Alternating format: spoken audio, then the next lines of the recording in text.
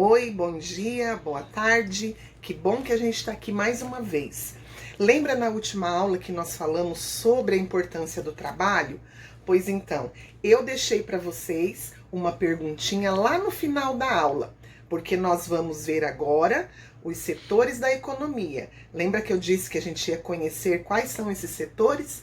Hoje na nossa aula nós vamos ver quais são os setores econômicos do Brasil. Então vamos lá para a nossa aula de hoje.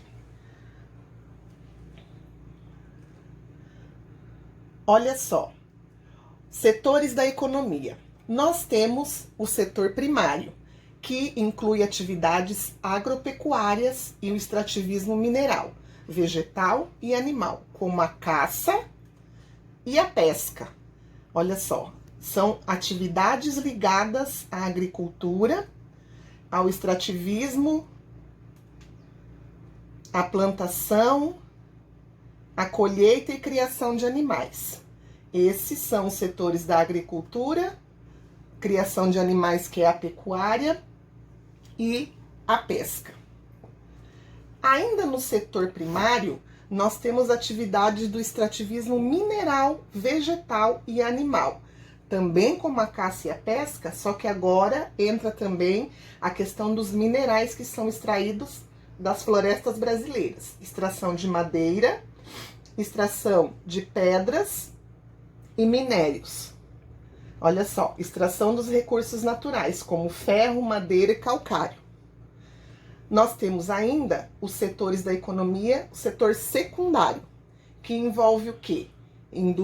Os produtos industriais, a construção civil e ainda a produção da energia elétrica que nós usamos. Então, todas as pessoas que trabalham no ramo de construção civil, pedreiros, construtores, mestre de obras, engenheiros, eles fazem parte do setor secundário da economia brasileira. Vamos ver alguns exemplos.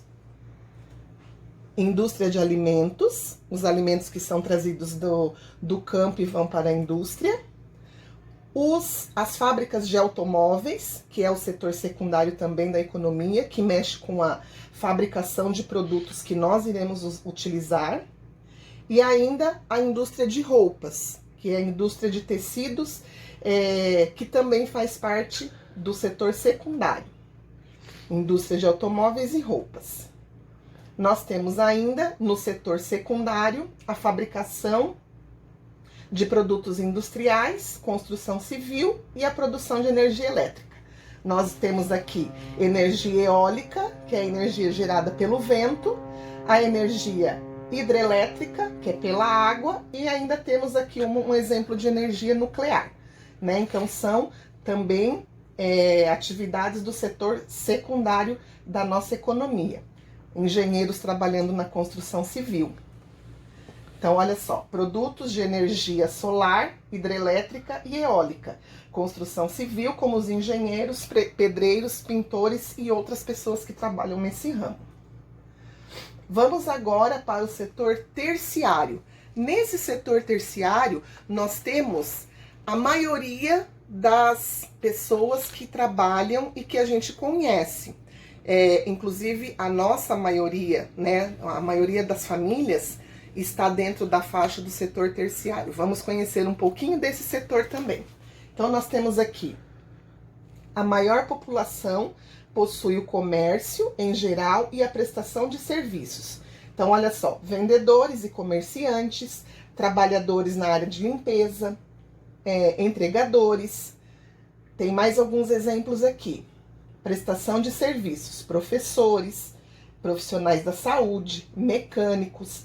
Ainda nesse setor, nós podemos incluir advogados, podemos incluir comerciantes, donos de loja, de supermercados, que fazem parte também do setor terciário da nossa economia, tá?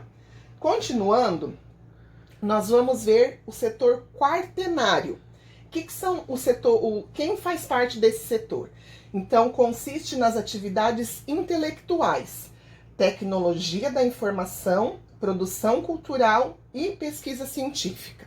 Nesse momento que nós estamos vivendo de isolamento social, né, por causa do Covid-19, o setor quaternário tem uma grande importância na nossa sociedade, porque através das pesquisas científicas que se começa a produzir e estudar a maneira de se criar uma vacina para o coronavírus, né? Então esse setor, nesse momento, é um setor extremamente importante na economia do Brasil, porque são esses profissionais de pesquisa científica e tecnológica que vão desenvolver uma vacina para o coronavírus. Então são profissionais que trabalham em laboratórios ou técnicas de informática, né, para achar resultados e remédios para as doenças. E o último é o setor quinário, que inclui atividades sem fins lucrativos, ou seja, que não tem ganho para quem exerce, como as culturais, as filantrópicas e a de socorro, desenvolvidas por instituições ou por pessoas. Então, entra nessa os trabalhos voluntários, entra nessa as campanhas do agasalho que a gente faz, campanha de alimentação, campanha de remédio, quando as pessoas sofrem um desastre natural como enchente, como terremoto, entra as pessoas no setor quinário, que são pessoas que ajudam as outras, mas que não ganham, não são remuneradas para isso. Lembra lá do trabalho remunerado e não remunerado? O não remunerado entra nesse setor da economia. Então, olha só, os bombeiros também se incluem nesse setor, além de donas de casa, né, que trabalham em casa, que cuidam da casa, dos filhos, e as campanhas culturais que os municípios e o governo federal oferecem para a população, né, teatros, shows, concertos musicais. Então tudo isso entra nesse setor da economia também.